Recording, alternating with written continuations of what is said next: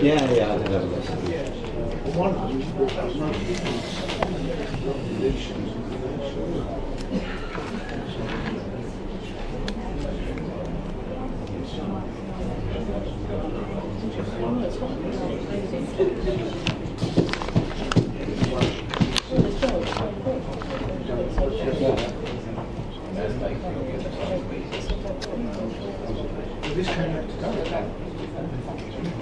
Oh, no, sorry, no, that's even.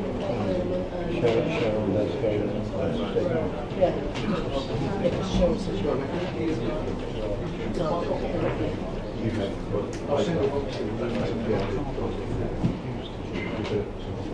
Do you need another one? It was handy.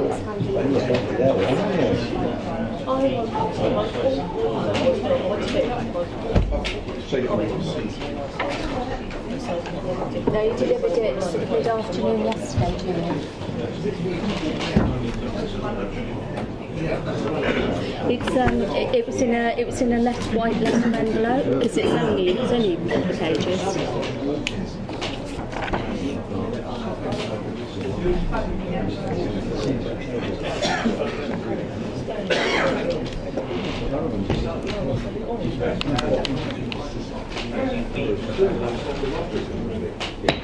Hi, good evening everybody. Welcome to the Development Committee, 19th of April 2018. Our usual emergency evacuation announcement. Should we be required to evacuate the building, would you please leave the building via the nearest available exit to the chamber. Our assembly point will be in the public car park at the side of Pacific Suite. Please don't delay your evacuation by collecting any belongings. Please don't return into the building until given permission to do so by council staff. Please note that the meeting will be audio recorded, and if you have a mobile phone with you, please turn it off or to silent. Thank you. Right. Item 1 is apologies for absence. They've been received from Councillor Merrick, who has been substituted by Councillor Lucas Gill, and Councillor Mountain, who has been substituted by Councillor Mr Hoy. Also covers item 2. Non-members attending, there are none at the moment. Councillor Hughes will be in Right, item 4, minutes of the meeting held on the 22nd of March 2018. Be happy for me to sign those as a correct and accurate record of that meeting. Thank you very much. Item 5, declarations of interest. Sure. Yes. I have a non-pecuniary interest in item 6, as I'm a member of the Sanctuary Committee. The committee acts as a liaison between residents and Sanctuary, and I'm not involved in any strategic or planning decisions. Thank you. Members, we had in advance a specific request to bring item 7 forward to be the first item. I don't see any objection to that. I think our visitors are equally divided between the two applications. So we'll move straight on to item 7, and Mr Stranks is going to report on that one for us first of all. Thank you. Thank you, Chairman. This application is to the site of 126 Plumborough Avenue on the eastern side of Plumborough Avenue. You'll see there the picture will show where there used to be a bungalow, and planning permission was granted to demolish that bungalow, subdivide the site, form a bungalow in the front and 2 bungalows at the rear. It's located about 65 metres north of the Acons there. If we could see to the plot 3 plan referred to, please, Rob. The current application is a retrospective application submitted under Section 73 of the Town and Country Planning Act, which allows the developers to vary the consent rather than consider the whole application all afresh, but to consider it in terms of the changes, and that's done by substituting plans. We're required under government best practice and advice now to list the plans that members approve as a planning condition, and they do this by varying any condition by substituting the relevant plans. And the changes you'll see here are all 3 bungalows, which on this plot at the bottom you can see the bungalow to the front, plot 1, plot 2 behind the site there, you'll see that the site is L-shaped. Plot 3 there. We're looking at the detailed design for plot 1, but the design changes are consistent amongst all 3 dwelling types. The overall height is reduced by half a metre. And what's happened, the roof design details have ended up in sort of like a lowering of the walls, so that the roof element has dropped, and the applicant has also increased the brick coursing that you can see on those walls.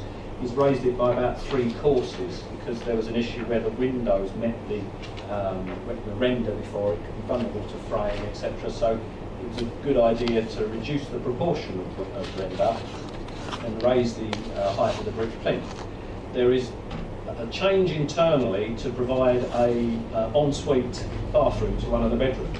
And what that's necessitated is a small window in the existing pattern on the rear elevations that has been put in obscure glazing, and the opening vent to allow ventilation is in excess of the 1.7 metres that the standard conditions require for sort of above average eye level from the point of view of overlooking. Now, if we, when we have this other light turned off, it's very difficult to see the drawings at the bottom of the picture. there's one other change there, Chairman.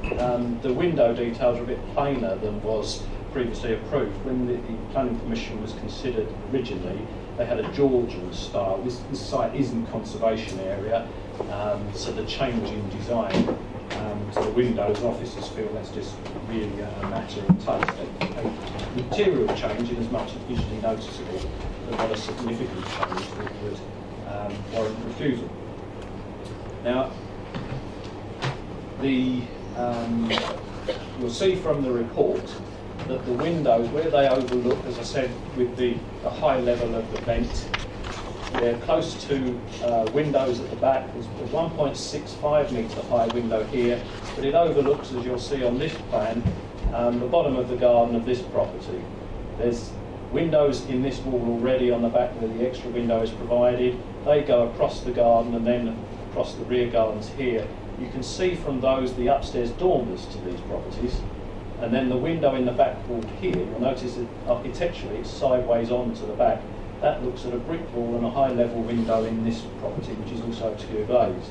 So officers consider that the overlooking issue by the extra window isn't really material enough to cause objection. You're a window missing, Mr. Spriggs. Right. The height issue lowers the height of the buildings as compared to what was previously found acceptable. And all the other issues of garden areas and things, they don't really form part of the assessment at this stage. It's just the changes to the buildings subject to the revised plans. There is a storage issue that members will see in the officer report. Is that plot 1, Michelle? The floor space you'll see has been modified because of the provision of the ensuite. And what that's done, because previously the original approval had a wider wall area here with some cupboard space, that's dropped that down.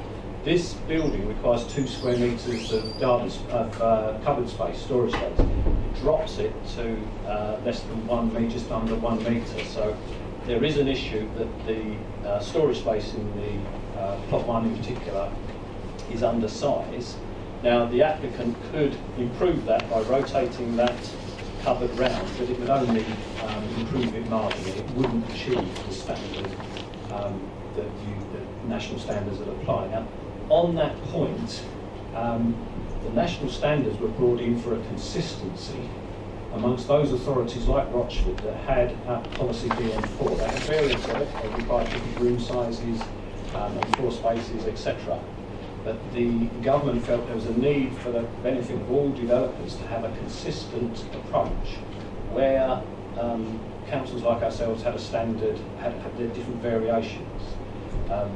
The view I take is that was for the industry to be able to do economies of scale.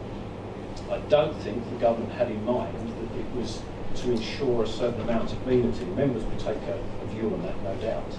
But you'll see from the report, Chairman, the recommendation is approval. Just before I get to that, there is a letter on the addendum you can see that members have seen from one of the residents at the back that we're speaking tonight. But the recommendation is approval subject to the conditions set out in the report. I'll just check before we move on. Everyone did have a copy of the addendum. We have a speaker on this one, Mr. Hall. Would you like to come forward? Yes.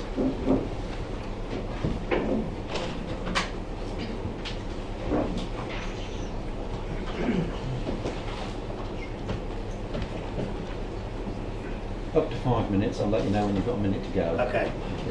Thank you very much, Mr. Chairman. Basically, I haven't come up here to criticise the plans. Although what we were promised by a certain individual didn't really materialise, and lots of issues were promised to us at a public meeting that all the residents come about. What I'm about here today is that we have major water issues since the development started, including the builder has also faced these water issues. My property in particular, I've got a stream now that runs from my garden, and this has been happening since Christmas when the development started, and it runs from my garden, down my driveway, and straight into a public highway. And also I've got water sitting on the top of my garden, which I never had before. I believe it's caused, and I say I believe it's caused after having seeking expert advice that's given to me, is that we pointed out at the very beginning when this planning application was put forward, in writing, telephone calls, public meetings and so on, that there is a stream that runs along the perimeters of these gardens. And it was filled in and the stream has gone underground. When the builder put the sumps in for the soakaways, he's disturbed that stream. And that's probably why he's got the water problems in as far as on the site, that he's now had to abandon the drainage and pump the water from the tank into the road drains to off the site from the building plot. But that doesn't stop the problem that we've got as residents. We've got surface water sitting in their gardens. This is throughout the winter, and we've got this stream that's coming through. Now, I really shouldn't be here tonight because I've phoned the planning department numerous occasions and wrote letters.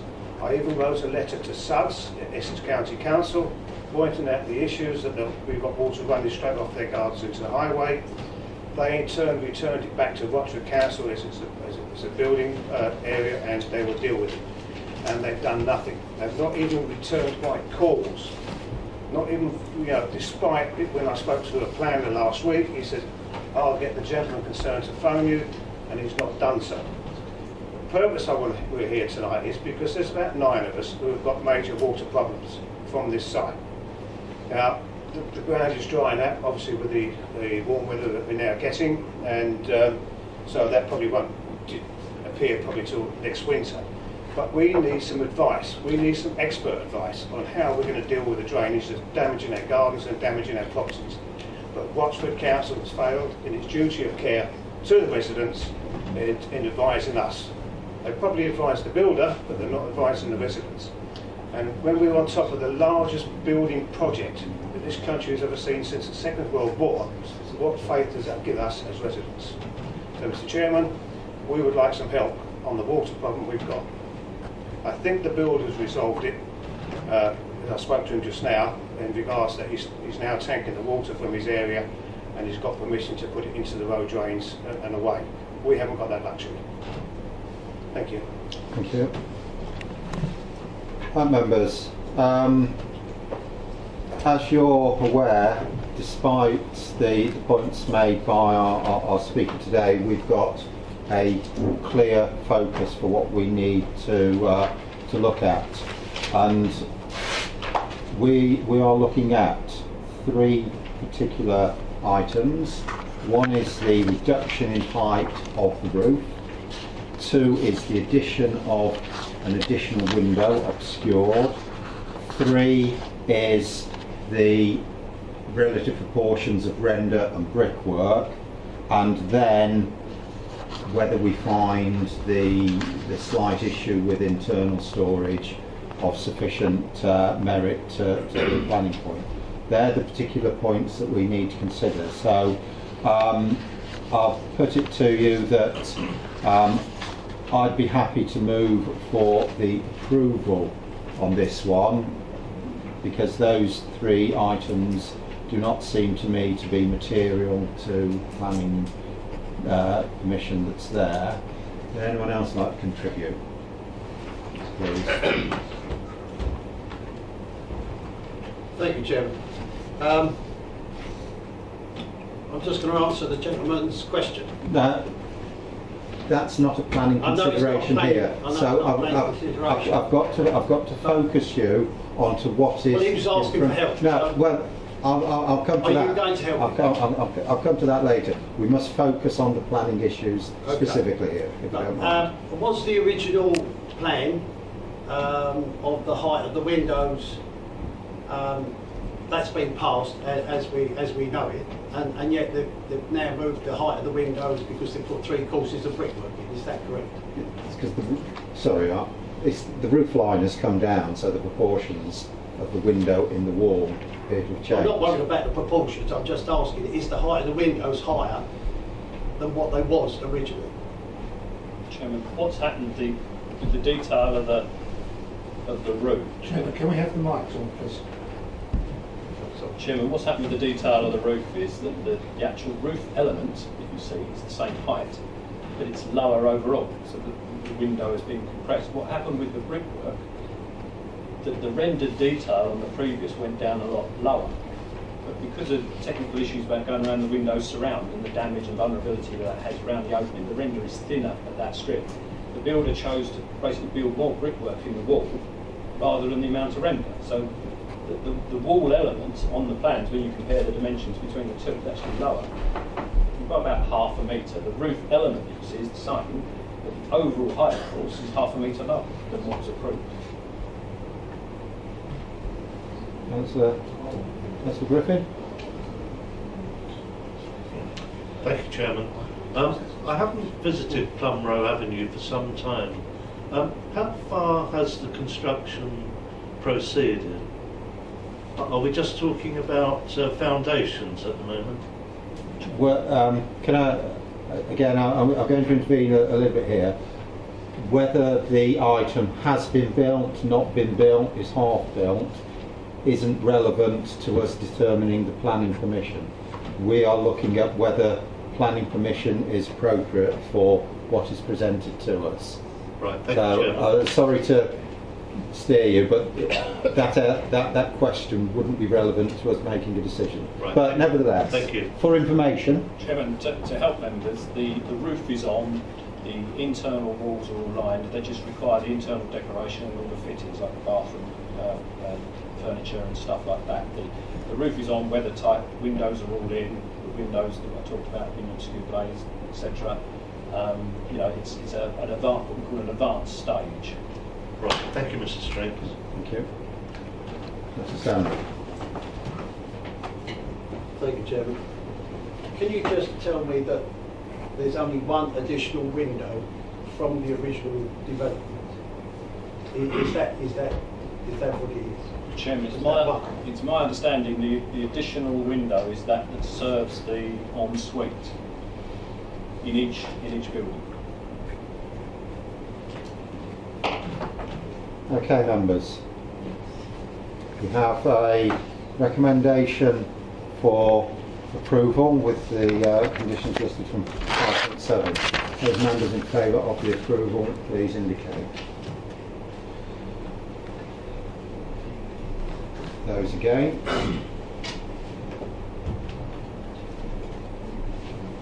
That item is carried. Mr. Hall, Mr. Matthew Thomas here, who's the head of development, has undertaken to speak to you personally tomorrow at time of your choosing to discuss the specific issues that you've got and how the council and the various systems can best help you resolve the problem.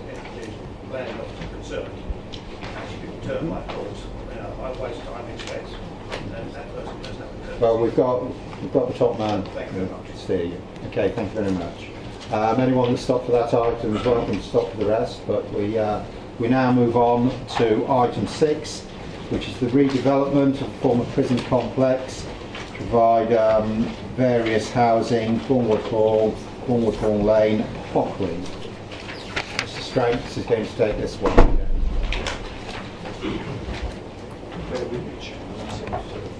Sorry, Chairman, could I just have a point of order on this? Yes. It's more of a point of clarification as well as a weakness. I think I understand. Could we just have clarification on page 6.17, item 4.57, the statement made by the Assistant Director.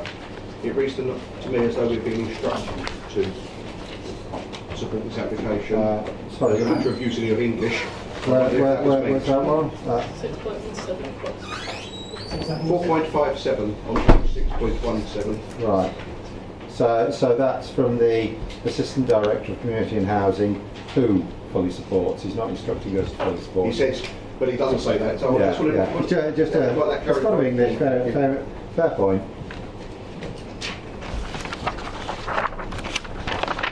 Thank you, Chairman. I don't know if we can zoom out a tad, please, Rob, after all the efforts of getting it in tight.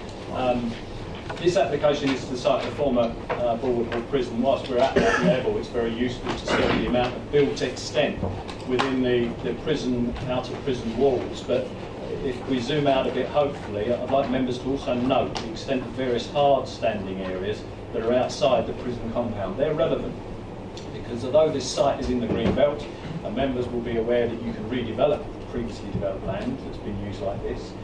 You can also actually develop the hard surface areas that are part of that, and that's why I wanted members in particular to see those areas. The members will see from the report that this site already has outline planning permission for 60 dwellings.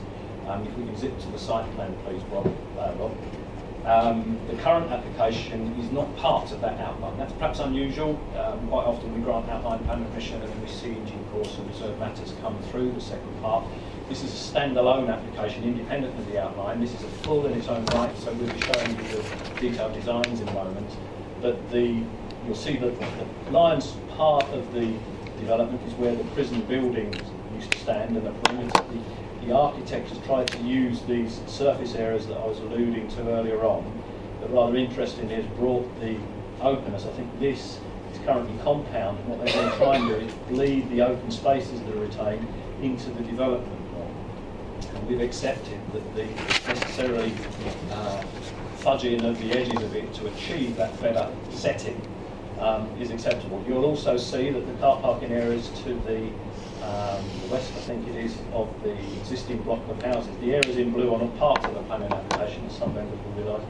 But the car parking areas up there has got a terrace of 3 on it, and there is 2 terraces and a pair on the area to the south. In the previous outline, the development went the opposite way. This is turned through 90 degrees again by virtue of trying to get a better setting for the buildings. This scheme here that you see before has got 14 5-bedroom detached houses, 13 4-bedroom detached houses. The 4 beds are in 2 different designs, the 5 beds are in 3 different designs. There's 18 3-bedroom semi-houses in there in terraced and semi-detached formed. And there is also 2 buildings at the top here with 9 1-bedroom and 9 2-bedroom flats.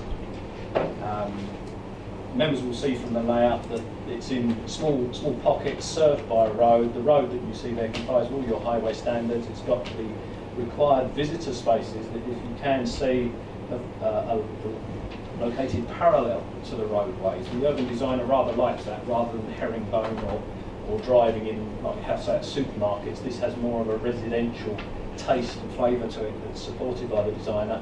And if you've got a very keen eye, you'll see that some of these areas have got what they're referring to as refuse layups. And I think for our purposes tonight, to assume they're refuse bin collection areas. Because everybody's got gardens and access, etc., the refuse bins will be stored on the property most of the time, but the layups would allow an area for collection day. Just a flat surface distinguished from the residential visitor spaces, etc. They've accommodated that as part of the overall design, which I think is a useful feature. The development is also compliable with your parking standards. All the spaces and the garage spaces at your preferred higher standard, the road widths, etc., are all capable of taking emergency vehicles and service vehicles. If we could jump to plan 150, please. This is the revised design that came through, again on the advice of the urban designer, to make, this is the smaller of the two apartment blocks, to make it look more barn-like. You'll see from the report that there are balconies recessed to each flat that comply with your 5 square metres you require for amenity space.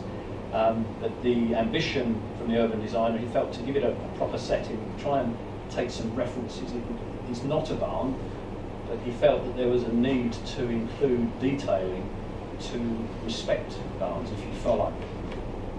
If we can jump to the other apartment block, this is the larger block that members will see. There's actually an L-shaped format because it turns a corner, if you recall, on the layout that we saw. And if we can jump to the street scenes, please, Rob.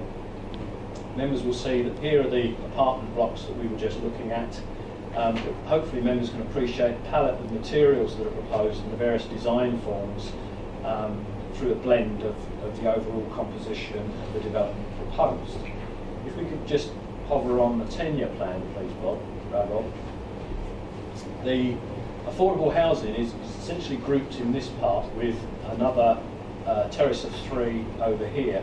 Obviously, the way the affordable housing works from the council's list, most of the people on the list are small households in need of 1 or 2 bedrooms. So the apartments satisfy that need, and they have their own setting with the enclosed car park at the rear adjoining the woodland. The semis that are then proposed, there's 9 2-bedroom houses, there's 6 there.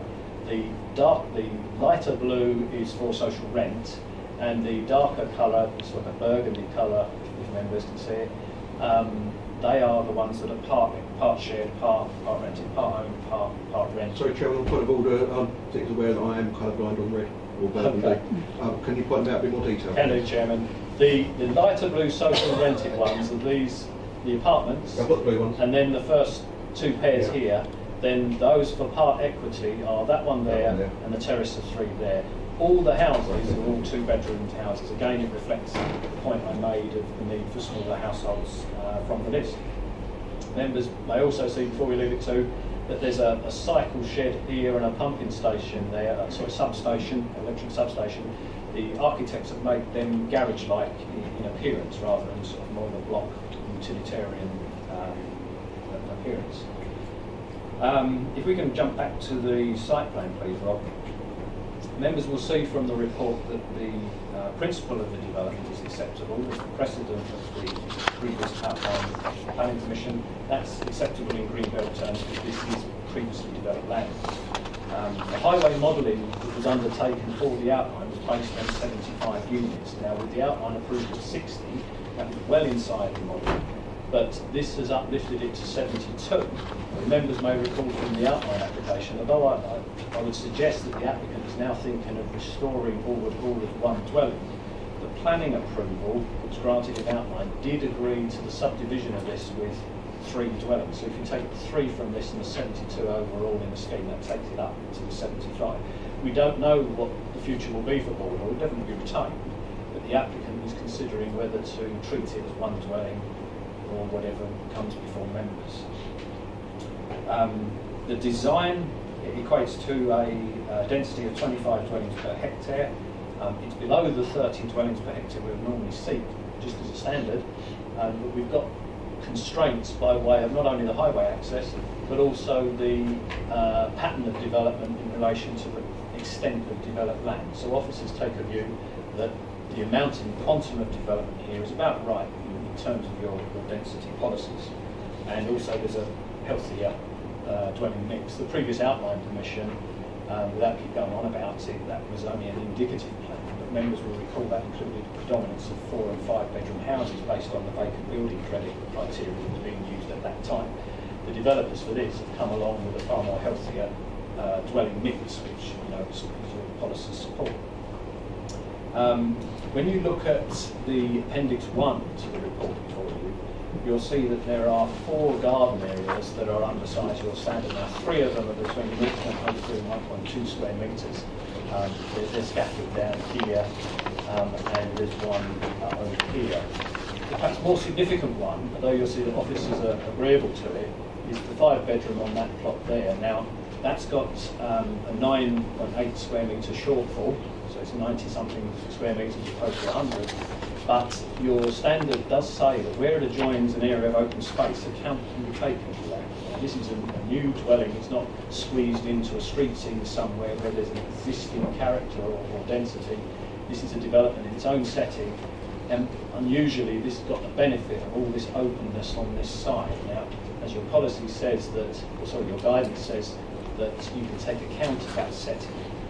It's led officers to conclude the space is usable, it's just slightly undersized, but this property, unlike many others that we see, has got the benefit of all this open space, and on that basis, officers find that we can accept that shortfall such as it is. Members will also see on Appendix 2 that there are some minor failings against national space standards in terms of open storage and some room sizes.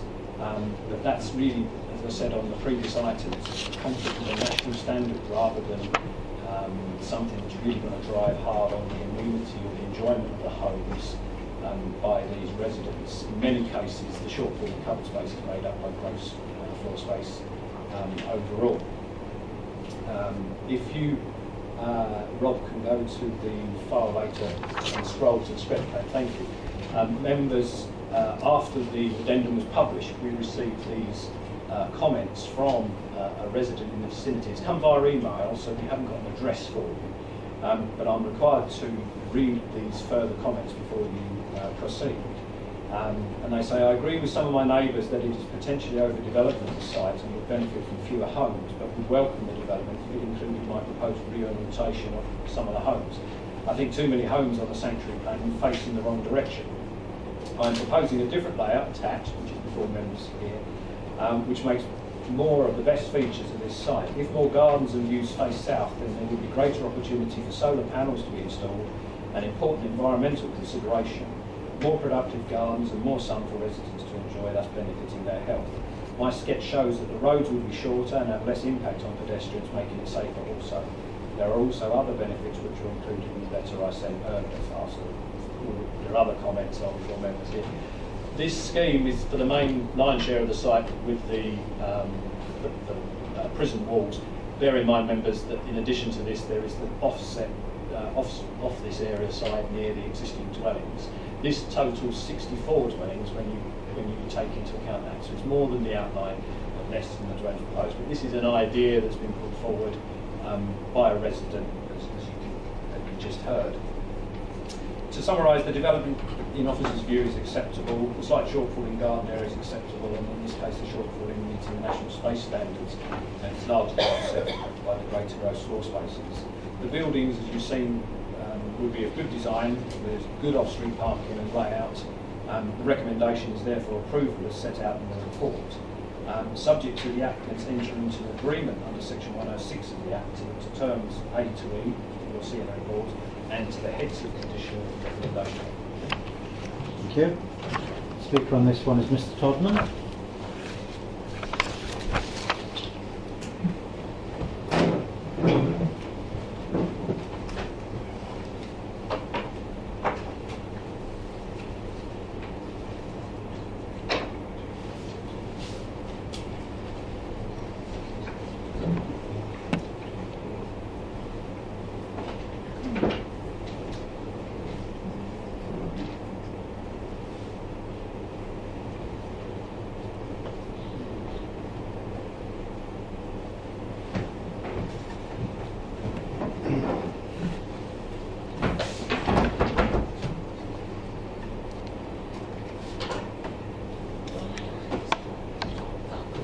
I'll let you know when you've got a minute to go. Thank you very much. Good evening, gentlemen. I'm Robert Todman, solicitor, neighbours next door. I had got quite a lot to tell you, but I'm told I'm not allowed to talk for more than 5 minutes, and therefore I have preceded what I'm going to say. Is it working? Yes. Yes. Oh, okay. Sorry about that.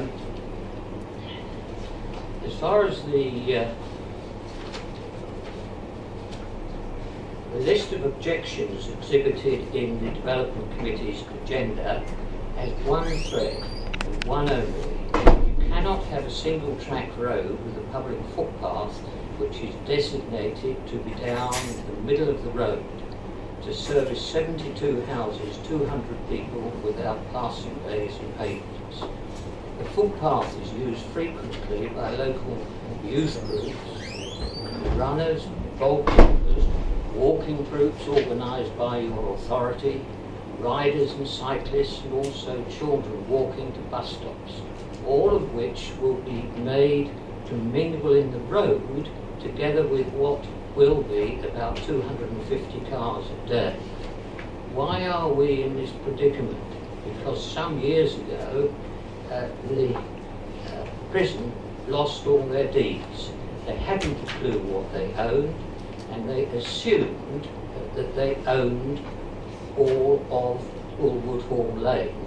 But in actual fact, subsequent to their deliberations, it was found out that they were totally wrong, and they'd lost all their deeds, and when they came to registration, they hadn't got anything they could register. And therefore, the owners at the time, which was Harrow Housing, capitulated, and they accepted the position and accepted that they owned none of the road. The actual only bit they actually have any rights over is the Tar Macadam area. Now, it's a time that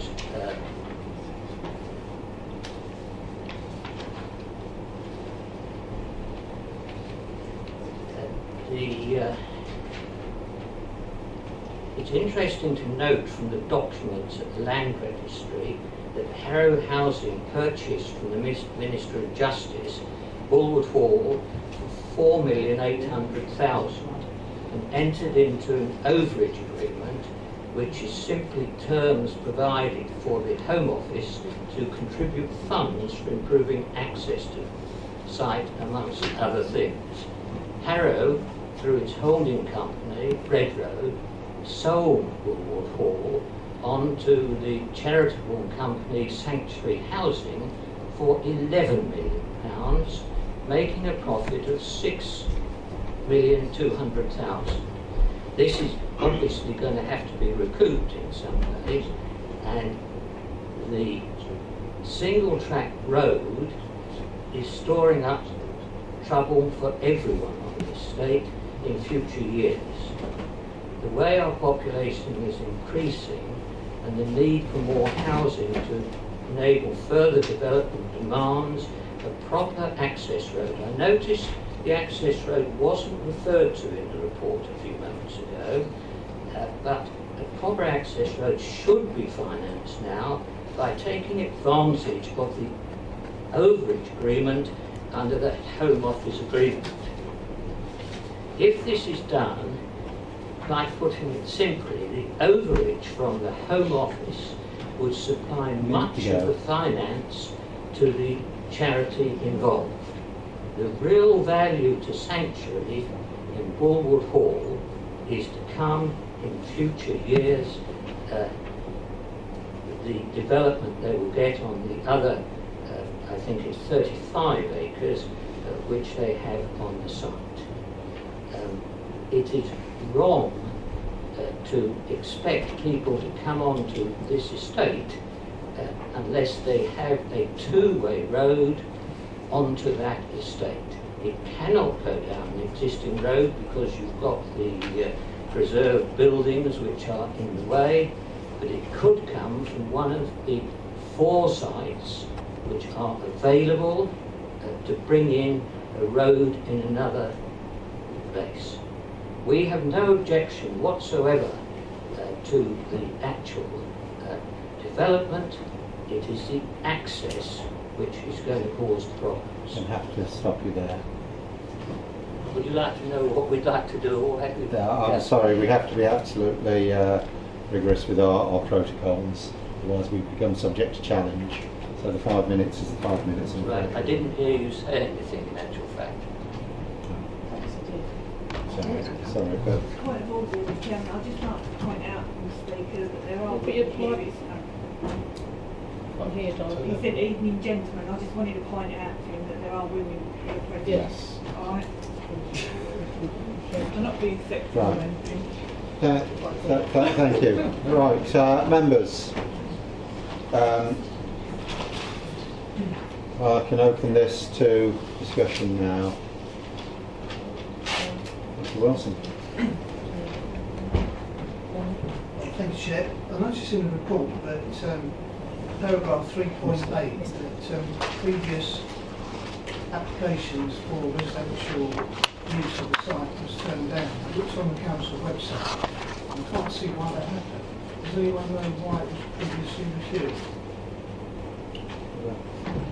Chairman, I think when I looked at that, firstly, it didn't involve previously developed land, but also the previously developed land issues. Having trouble hearing you, Mike. Sorry. Sorry, Chairman. Firstly, the policy background back then was slightly different in as much that previously developed land didn't have the status that it's had since the NPPF in 2012. But I think, to be fair, from where I saw the plan was, it wasn't previously developed land anyway, it was completely open. And that's why I laid the point when we started the presentation to put in members' mind the extent of the hard-standing areas and the prison walls. That's significant in the decision before you, as opposed to the remainder of the site, some 35 acres I think the Speaker referred to. The development proposed has to be largely concentrated where the site was developed, if that helps me, Mr. Chairman. Mr. Hoy? No, I thought Councillor Steptoe. Does it? No. Right, Thank you, Chair. Can I just clarify? your microphone there, please. Can we also just clarify, are any of the existing buildings on the site listed? And although this is sanctuary, I'm a little unclear on exactly how the social housing aspect is going to work on this. Does it meet our requirements of 35%? 37. On the drawing there's a section there to the west of the area which is bordered in blue. Can you just clarify what that is, please? And just to clarify, with regards to the access road, is that part of this application? If we get the questions all lined up for you first. Mr. Hoy. Thank you, Chairman. So I was expecting answers. I will just want to start by saying I think, yes, I understand the officer's points that the failure to meet our policy standards, they are small, but they are both on garden sides and on internal space. I think that tends to be indicative of overdevelopment, where I've seen that in the past. But I understand the advice we are given by them as well, although to me it does look like overdevelopment, putting too many on one spot. And it does, and I would just like to know, for additional knowledge for me to take forward, what is so hard about moving a few fence panels, which would be the case in the particular car? Does it encroach on land which cannot be developed? That's what I'd like to know there. With regard to the single track road, which Councillor Steptoe has referred to as well, I just want to know that Essex Highways don't seem to have looked at that in relation to the application itself. They seem to have only looked at it in relation, or commented on it in relation to construction traffic. With 200, and I'll turn over the page at the point because I never got it, 297 or 287 vehicle movements a day, they said. I now can't find it. Once developed. 297. Yeah. I'd have thought that would be far in excess of construction traffic and may cause more problems. I'm just concerned, yet again, Essex Highways are not indicating they've actually looked at issues that I think are important. I think other councillors think are important. The single track road has been raised with construction traffic, it's been raised by residents, and it's been raised again by Mr Topham. And Essex Highways have just totally failed to mention it at all. The final point, affordable housing. because I'm turning pages, I've now lost it. The report says, and I will be there in one moment, I assure you. I've just turned the page at the wrong point. There it is. The report says in paragraph 5.37 on page 6.36. I've lost this one, so I can't find it now. As a result, most of the affordable provision would be provide, that doesn't quite make sense, dots the northeast corner of the site in a mix of flats and houses. Well, to me, dot means dot. I'm perfectly prepared to accept pepper potting rather than individually spaced. Our policy would be pepper potting. This in no way can be described as dotting, which is what it says there, or pepper potting, which is our view. It is a block on the, I'm not sure, northwest or east west, I assume it's northeast corner, if it's aligned north-south. Northeast corner of the site, the very top corner is all the affordable to-rent housing. That really, to me, doesn't meet what our standard is saying with pepper potting, and I really don't agree with that. And I think Sanctuary are nominally a social housing provider, although in this case they're actually a construction company. They should really rethink this. Thank you. Mr. Stanley. Thank you, Chairman.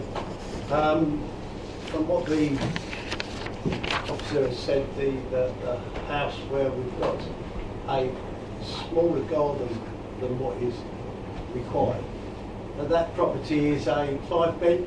Are we to understand that? Yeah. So obviously we say 3, 4, maybe 5 children in there. There's not much room for them to breathe. Can that be altered in any way by fence alignments or I mean, it's saturation point at that point for the family. Thank you.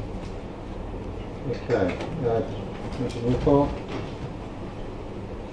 As Chairman, as previously commented on, I think the access road is a big concern. I think I read somewhere in the report there was 6 housing places, 5 of those are unofficial.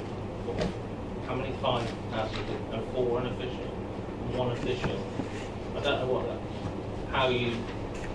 where you get unofficial from. I'd like some clarification on what an unofficial housing place is, because the way I see it, that will turn out to be residents' driveways. But I'd like some clarification. Thank you. Do we have any more questions or comments? Councillor Hogway. Thank you, Chairman. Yes, like with a number of the other councillors, the issue of the access road is a great concern. I would also like to know as to whether if an access road was being built to a site like this, as to whether what is existing would meet a standard that would be required, because if a new road was built, I'm sure it would have to be a much higher standard than what is there. I would also like to know, Mr. Stranks mentioned about the total number of dwellings, and does that include the existing ones that are in the blue marked areas, not just the Board Hall itself, but does that include the other ones in the blue marked areas? Okay, what's the questions for Mr. Stranks? Thank you, Chairman. A number of commission questions have come out here. Hopefully I'll cover them all. If I can go backwards first. The areas edged blue is Bulwood Hall, which is on your local list. There are no listed buildings down this part. There are listed buildings at the top onto High Road. But Bulwood Hall itself is of local interest. It's not statutorily protected. It's a building that your policies would like to retain. The buildings to this side are I think the former prison officers' quarters. There was also like a hostel building here, I think for the single quarters, for single staff. I think this is, I may be corrected by the locals, but this I think, where perhaps the married quarters were for various warders there. Now, the modelling that was done, my understanding is they were looking at the prison use. I think that the transport assessment looked at comparisons between the traffic that would go to a prison, delivery of inmates, the laundry, the changing rotas of staff.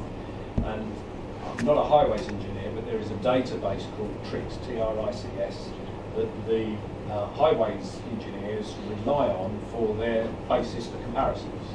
And the modelling that was done, to my understanding, was that they were swapping or trying to compare the activity of the prison with the activity of the development before them. And that modelling came to a capacity, with the improvements that have been done, to 75 households. So it didn't include these because these weren't part of the equation. They were neither part of the prison activity in the former use, and they're not part of the planning application now, so it gives you a firm base.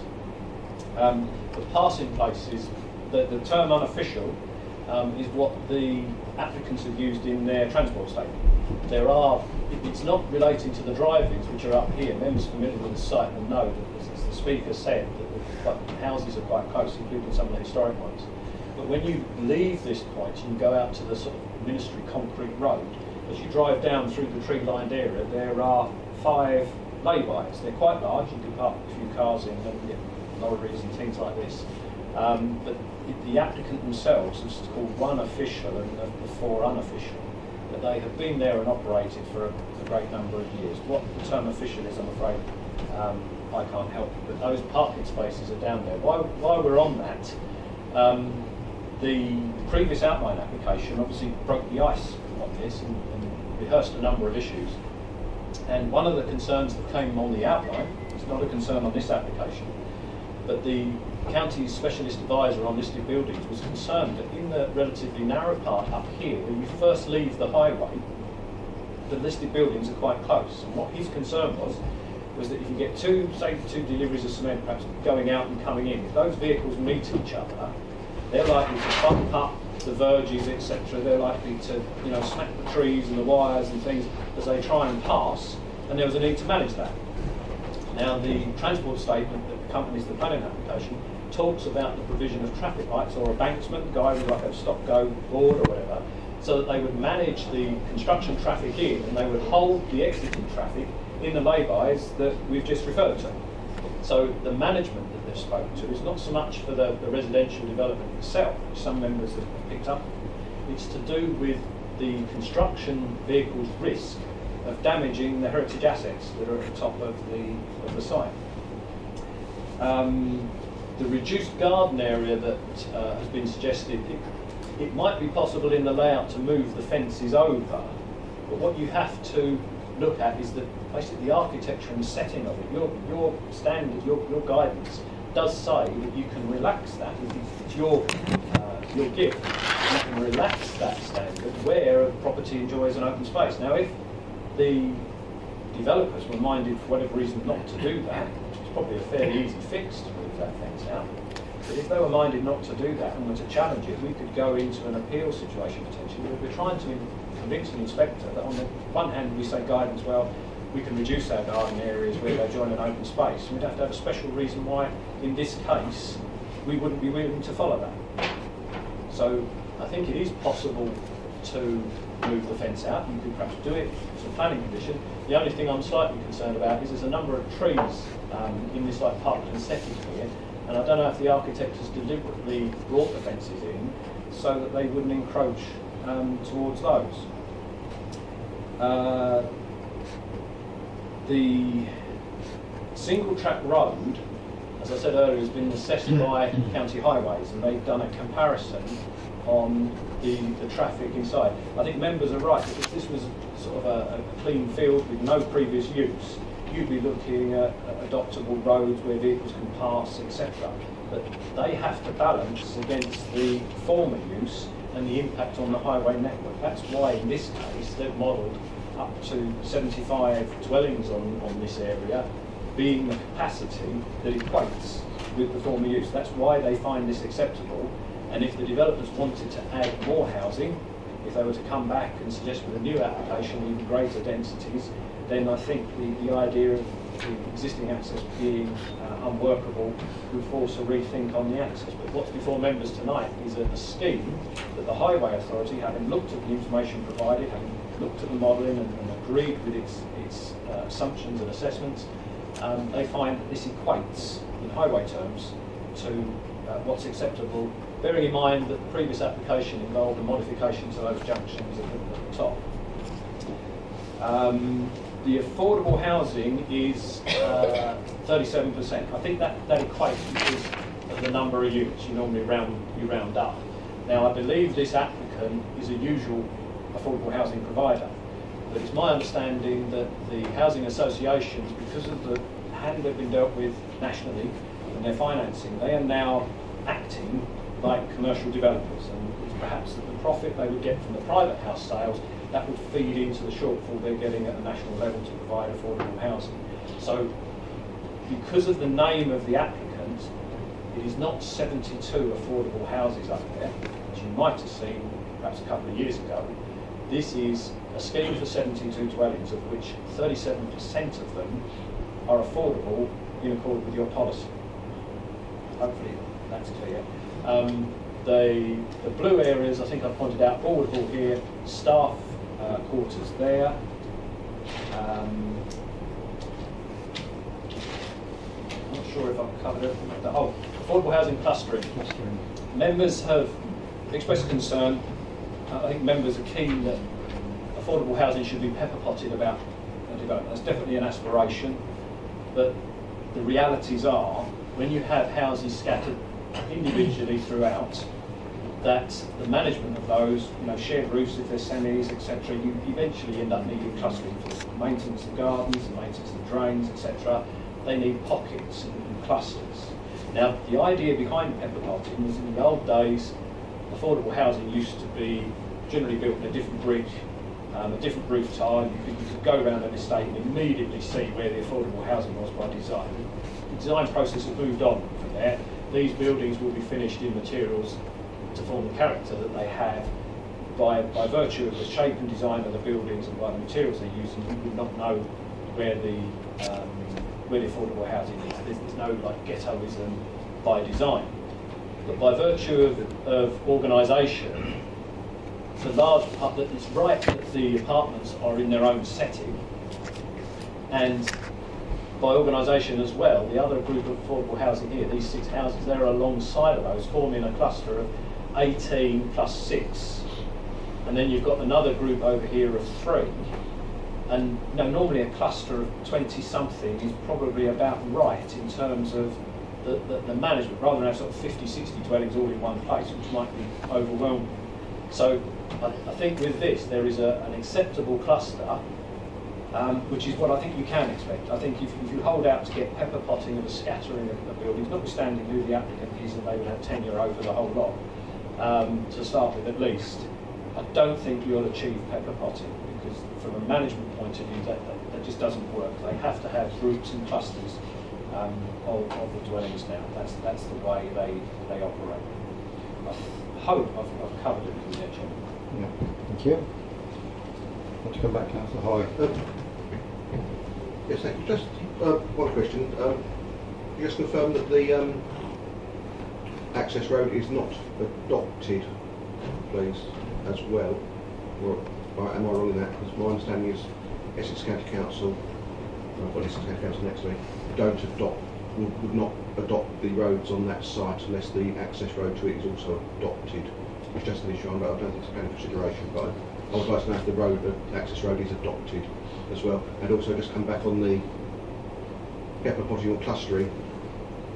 I'm looking at it, it's a cluster of affordable housing with a couple of over the other side. That's all. That's my view. Thank you. Chairman, I don't actually know the state. Sorry, Chairman, I don't actually know whether the road is adopted. Highways Authority, I think, instigated works at the entrance to High Road, but I don't know if that actually is adopted. Normally, with schemes in excess of 5 dwellings, the Highways Authority looks to adopt the road. But it may well be in this case it remains a private road say the legacy is the previous use in the case with that. I'm afraid I can't help you anymore on that. I think we're going to carry on once more. Mate, not on, just for future, could we, this is the again, where Essex Highways don't, where they're silent, we're supposed to accept that they have looked at this and they're fine with it. This is another application which comes in and they're silent on it and we don't know the answer. I really wish sometimes we would go back to them on more applications, asking for clarification about items where they're silent, but they're so key to the application. Okay, front mate. Councillor Hookway. Yes, thank you, Chairman. Following on from Councillor Hoy's point,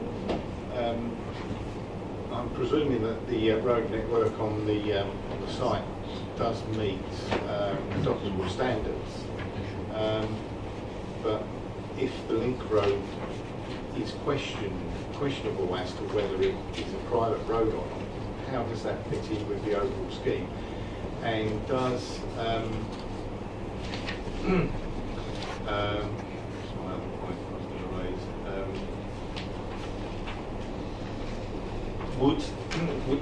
with regard to if it is a private road, what management setup is there any information about what sort of management setup there is for the site, common areas, roads, stuff like that? Has that been detailed at all?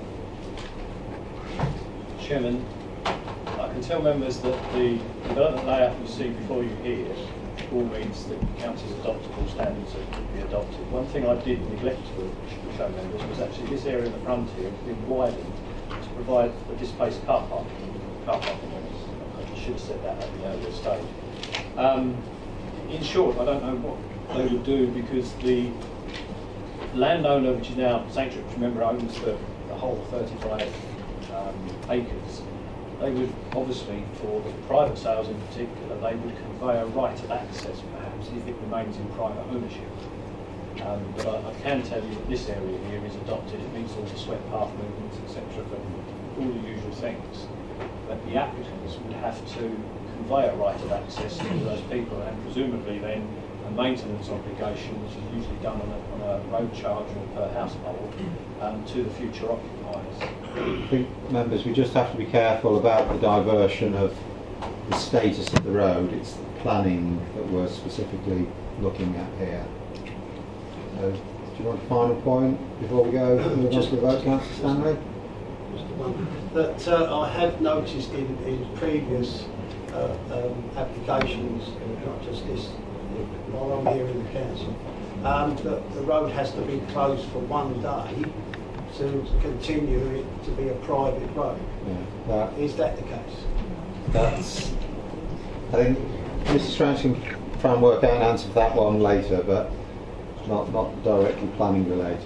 So, members, we've got a recommendation for approval starting on page 6.38, moving through to 6.42. Those members in favour of the approval, please indicate.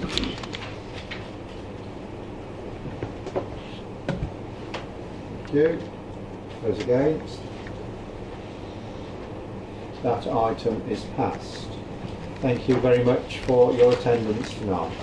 Thank you.